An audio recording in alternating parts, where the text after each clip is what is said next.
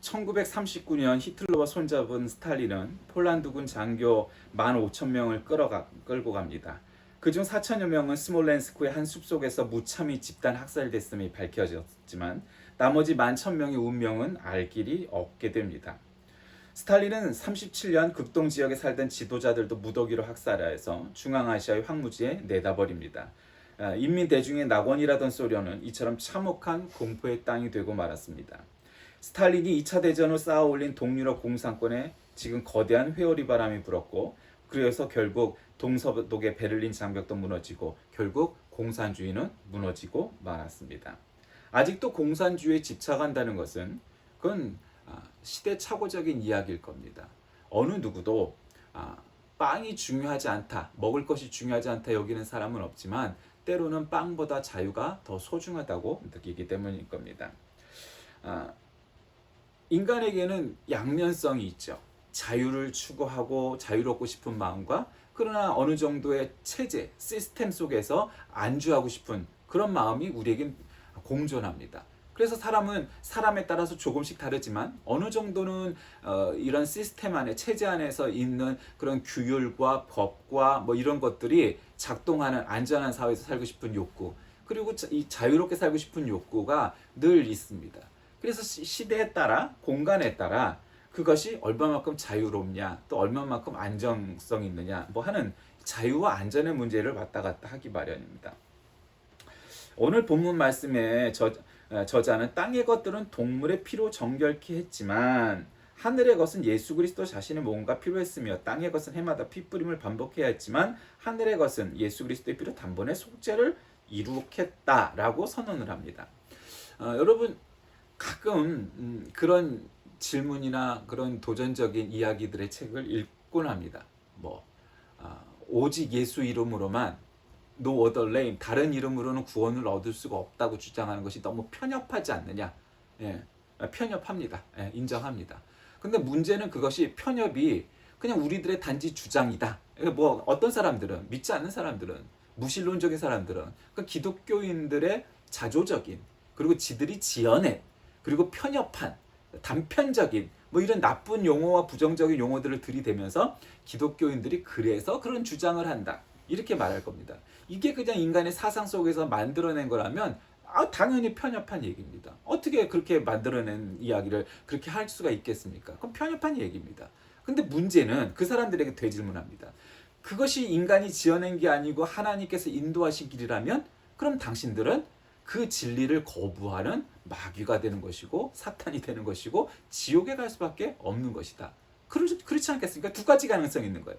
인간이 지어낸 것이라면 기독교인들과 교인들이 편협한 것이고, 인간이 지어낸 것이 아니라면 그것을 반대하는 사람들은 다 지옥에 갈 수밖에 없는 것이죠. 그런 거예요. 법이 있습니다. 법은 꼭 좋은 게 아닙니다. 나쁜 것일 수도 있어요. 악법도 많았죠 옛날에. 근데 문제는 법은 지켜야 되죠. 그러나 때로는 나쁜 법은 지키지 않고 오히려 그걸 때려 부숴야 그것이 옳은 일일 때가 있습니다. 마찬가지죠. 일제시대 때 친일파들의 주장은 그런 거였잖아요. 야, 일본이 들어와서 만든 법도 지켜야 돼. 예를 들면 그런 거죠. 체제의 안전성이 더 중요하다고 생각하는 거죠. 그러나 독립운동을 했다는 것은 불법을 행하는 거죠. 체제에 도전을 하는 것이고, 때로는 사람을 암살했어요. 예. 우리가 요즘 말로 하면 그것이 테러잖아요. 그렇죠? 근데 그 테러가 어떻게 용인이 될 수 있었겠어요? 그거는 개인의 어떤 욕심과 살인의 목적이 아니고 자주 독립을 위한, 해방을 위한 독립운동의 일환이었기 때문에 그것이 영웅이라고 말하지 테러리스트라고 말하지 않아요. 그러나 일본은 감히 그렇게는 말을 못하지만 테러리스트라고 주장하고 싶은 거죠. 근데 그만큼 상대적인 거예요. 히브리서 기자는, 이 히브리서라는 것은 저자가 누군지 정확히 몰라요. 그냥 수신자가 히브리인들이라고만 알려져서 히브리서지 정확히 몰라요. 뭐 바울이라고 주장하는 사람도 있고 또 다른 인물이라고 주장하는 사람도 있으니까. 근데 어쨌든 정확히는 알 수가 없어요. 히브리서에서 이걸 정확히 표현하지 않았기 때문이죠. 그러나 어쨌든 이 히브리서 기자는 히브리인들을 상대로 썼기 때문에 어쩌면 구약 성경에 가장 많은 내용을 담고 있는 신약 성경이라고 말할 수가 있어요. 여러분 구약 시대 때 제사는 어떻게 지냈어요?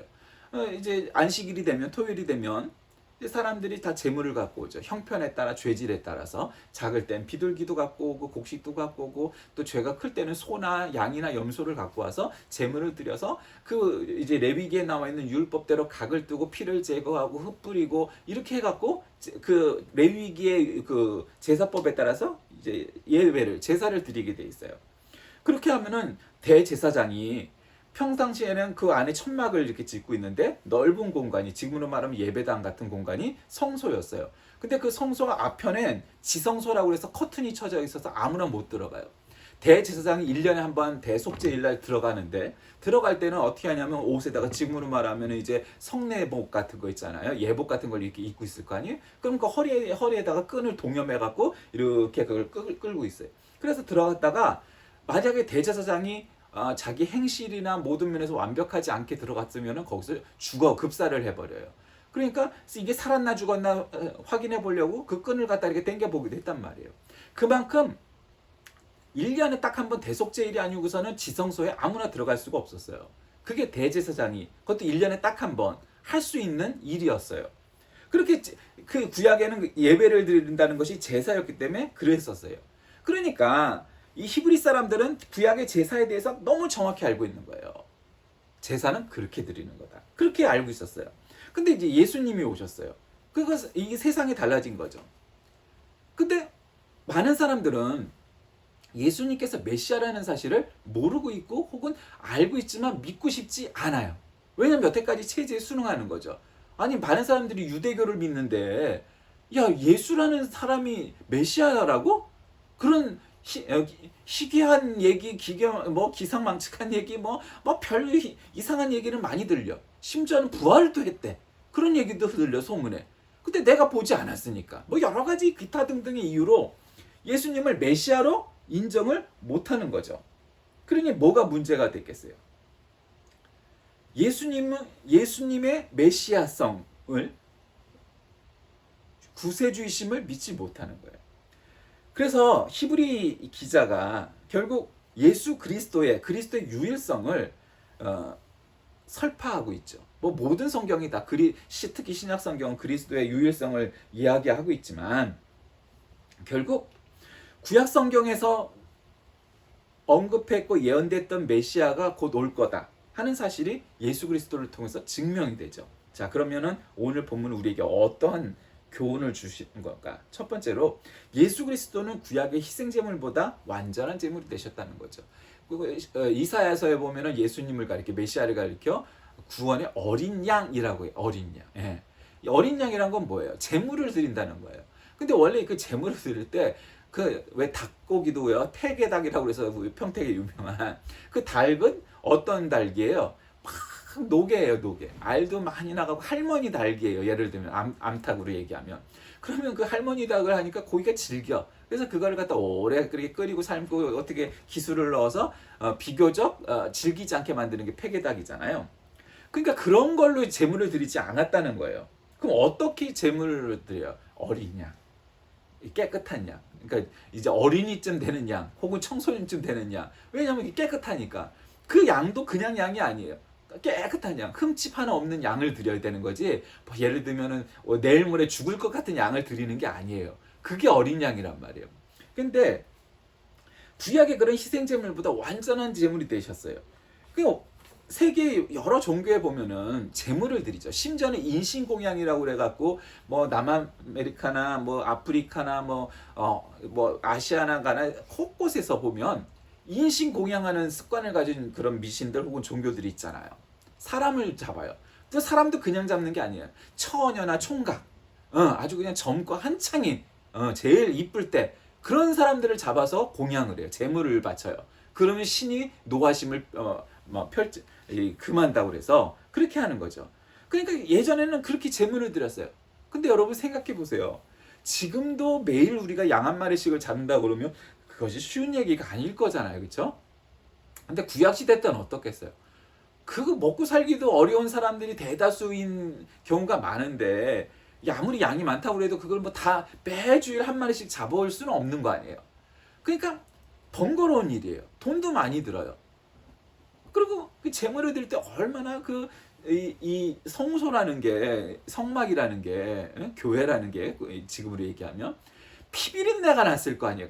여러분 도살장 가보셨어요? 저도 안 가봤는데 도살장 가면은 얼마나 피비린내가 나겠어요. 그 동물들 잡아갖고, 그리고 동물들만 잡으면 피만 나오겠어요. 그 부산물이며 그냥 뭐 별 지저분한 것들이 다 있을 거 아니에요. 근데 마치 성막이, 교회가 그랬다는 거예요. 그러니까 이제는 더 이상 재물을 잡지 마라. 예수 그리스도의 유일성은 뭐냐?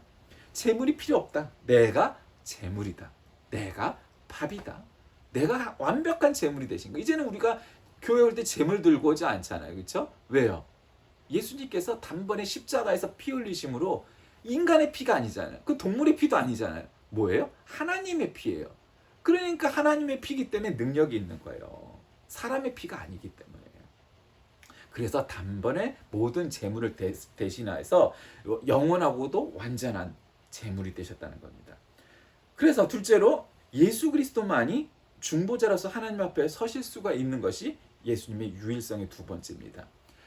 이젠 재물이 아니라 중보자예요. 중보자. 중보자라는 게 뭐예요? 중매한다는 거예요. 중매. 여러분 옛날에 중매쟁이가 어떻게 해요? 아, 여기 총각집하고 여기 처녀집이 있으면은, 야, 여기 좋은 총각이 있는데 여기 좋은 처녀가 있는데 한번 만나봐라. 뭐 요즘은 만나봐라겠지만 옛날에 만나보지도 못하고 했겠죠. 크게 보면 어른들이, 야, 평판도 듣고 인물이 어떻대, 재주가 어떻대, 성격이 어떻대, 저 집안이 어떻대, 뭐 이러면서 그 중매쟁이의 말을 듣고 중매를 이렇게 해서 결혼을 해요. 서로 얼굴 한 번도 못 보고 뭐 하기도 하고 그랬죠. 양반들 경우에. 그러니까 그게 중매예요. 그 중보자라는 건 뭐냐면 대신해 주는 거예요. 우리가 법정에 있을 때, 아, 내가 이렇게 해서 나는 죄가 없습니다, 이렇게 얘기해야 되는데, 그냥 거기서 어중이 떠중이처럼 말을 하면은 시간도 길어지고 저기 하니까 변호사를 대동해서 증거를 제출하고 증거에 맞게 법에 따라서 법을 아는 사람이 할 수 있는 자격을 갖춘 사람이 변호인, 변호사, 이렇게 얘기하는 거잖아요. 그 예수님은 우리의 변호사가 되신 거예요. 우리가 하나님 앞에 가려고 하면, 예전에 에덴 동산 때는 하나님을 직접 만나고 하나님의 음성을 듣고 대화를 했잖아요. 아담 시대에는. 그런데 우리가 신라건 한 이후에는 어떻게 됐어요? 하나님을 그렇게 볼 수가 없게 됐어요. 하나님의 음성을 그렇게 들을 수가 없게 됐어요. 그러니까 하나님 앞에 우리 죄 때문에 나설 수가 없는데, 그 죄를 우리의 마스크처럼 가면처럼 가려주시고 하나님 앞에 나아가서 우리에게 중보가 되신 거예요. 그래서 우리를 대신해서 변호를 해주시는 거죠.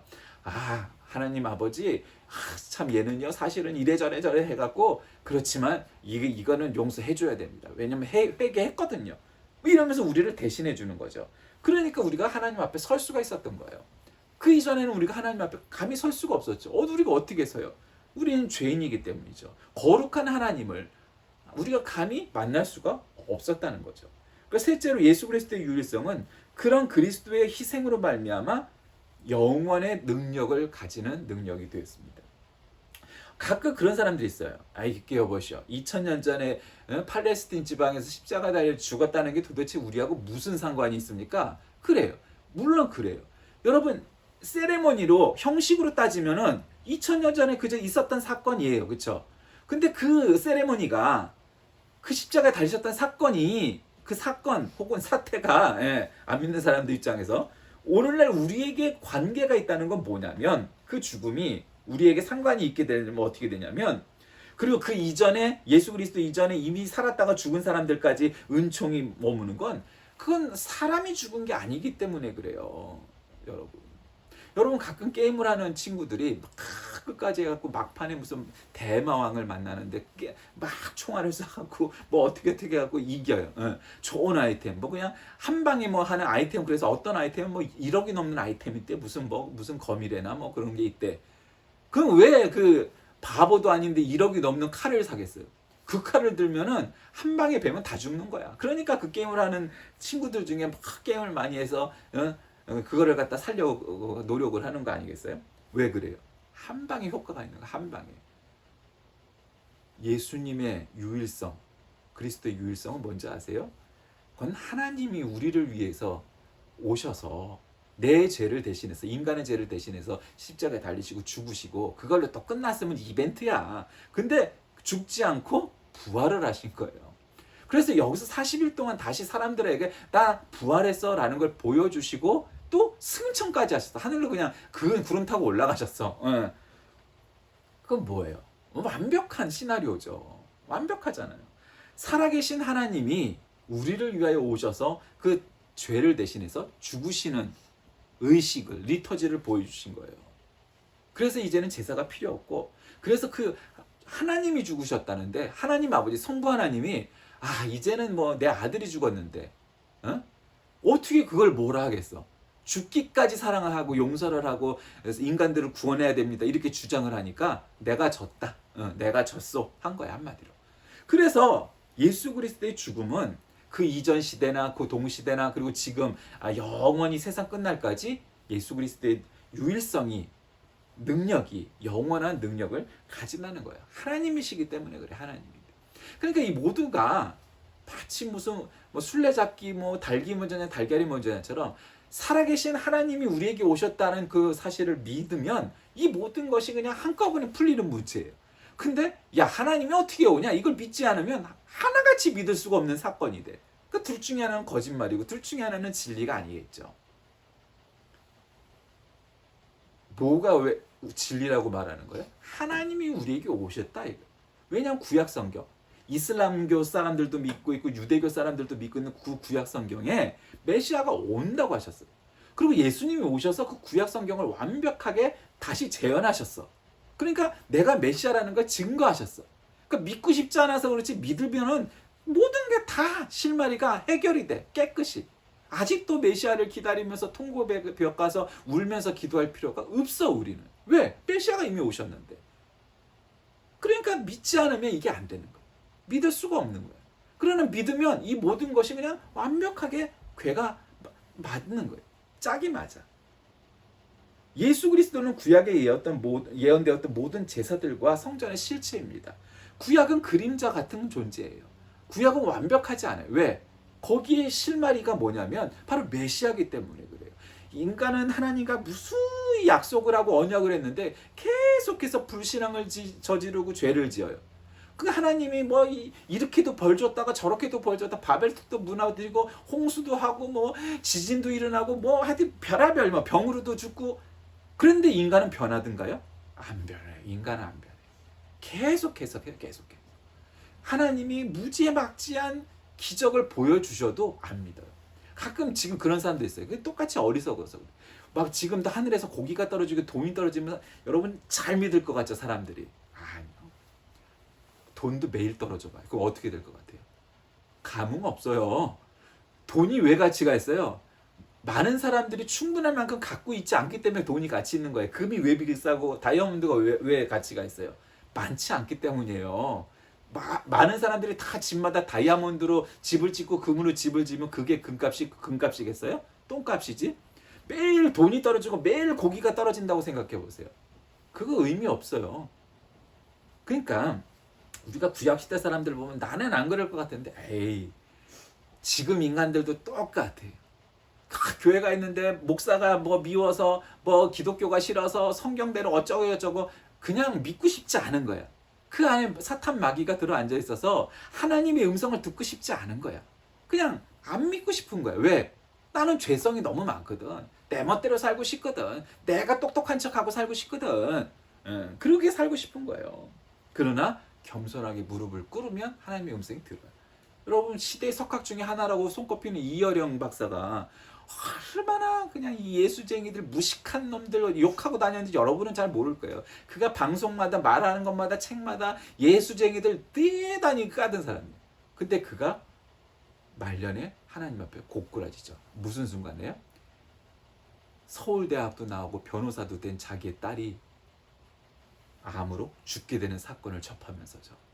왜 저렇게 똑똑하고 세상에서 제일 예쁜 내 딸이 왜 저렇게 내가 그렇게 크게 신하는 예수 그리스도를 믿을까?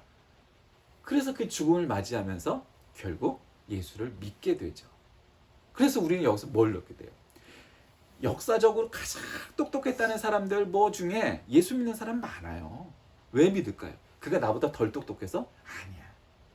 너보다, 당신보다 훨씬 똑똑한 사람들, 훨씬 영적인 사람들도 예수를 믿은 까닭은 하나님 앞에 나는 죄인입니다 고백할 수밖에 없는 자신의 실존을 정직하게 고백했기 때문입니다. 아직도 내가 잘났고, 내가 대학을 나왔는데, 내가 박사인데, 내가 재벌인데, 내가 대통령인데, 그따위 주장을 하는 인간들은 하나님 앞에 다가설 수가 없죠. 그걸 갖고 싶거든. 근데 그런 것들이 다 무익한 것이고, 하나님을 믿는 것이 영원한 것이라는 사실을 믿는 자만이 하나님 앞에 다가갈 수 있는 것입니다. 말씀을 정리합니다. 예수 그리스도는 우리에게 유일성을 가지신 분입니다. 주를 믿는 것이 축복과 만사형통의 길만은 아닙니다. 가끔은 무슨 만복을 받네, 저거 예수 믿는 게 그렇게 예수 믿기만 하면 축복이고 만사형통이고 만복을 받던가요? 아니요. 오히려 어려움이 더 클걸요? 왜 그렇게 얘기하는지 모르겠어요. 왜 거짓말들 하는지 모르겠어요. 예수 믿는 게 힘든 일이지 쉬운 일이겠어요? 어려운 일이에요. 근데 맨날 만사형통한데 부흥사들이 만사형통하지 않아요. 그건 가짜 복음이에요. 진짜 복음 뭐냐면요. 예수를 믿으면 어려움도 딸려와요. 딸려와요. 왜 어려움이 딸려올까요? 우리들이 진짜로 나 예수 믿겠습니다 땅 하고 출발했는데 그게 진짜인지 아닌지는 아무도 모르는 거죠. 그런 시련의 과정을 겪으면서 우리의 믿음이 진짜인지 아닌지 구분이 되는 거예요. 구별이 돼요. 성별이 돼요. 그래서 진짜 믿음은 성경에 보면 어떻게 돼? 나중에 정금같이 나온다고 표현을 하고 있는 거예요. 가짜는요, 녹물로 나가버리는 거죠. 우리는 오늘 이 본장에서 새 언약의 참된 가치를 깨달을 수 있습니다. 그건 뭐냐? 예수님은 모든 인간의 죄를 대신 지시기 위해서 인간의 몸을 입고 오신 하나님이다. 그래서 그 예수 그리스도의 유일성으로 인해서 그분은 창조주이시고 구세주이시고 재림주이신 그 예수님만 믿으면 우리의 인생이 영원성을 가지고 거룩해지고 구원을 받을 수 있다. 그 사실입니다. 예수 그리스도 말고 no other name? 누가 예수 그리스도를 대신할 수 있다고요? 부처님이요? 알라가요? 아니요. 오직 예수님만이 구원의 유일성이신 걸 믿고 예수 그리스도로 인하여서 우리의 삶이 진정한 가치, 영원의 가치, 영원한 인생, 구원의 삶 모두 살게 되신 저와 여러분이 되시길 주의 이름으로 간절히 기도합니다. 살아계신 하나님, 교회와 성경을 향하여 편협하다고 비판하는 사람들이 있습니다. 우리가 만들어낸 생각이라면 그 말도 사실일 겁니다. 일리 있는 이야기죠. 그러나 하나님이 우리에게 주신 가르침이 있고 성경의 말씀이 있기에 그건 편협한 것이 아니고 진리의 유일성입니다. 성경만이 우리 구원의 유일한 길이요. 예수님만이 우리 구원의 유일한 길이라는 것을, 그 유일성을 우리가 믿으니 어떠한 핍박과 고통 속에서도 우리의 믿음을 지켜 구원받게 하시고 천국 가게 하시고 영원하게 하여 주옵소서. 예수님의 이름으로 간절히 기도드립니다. 아멘.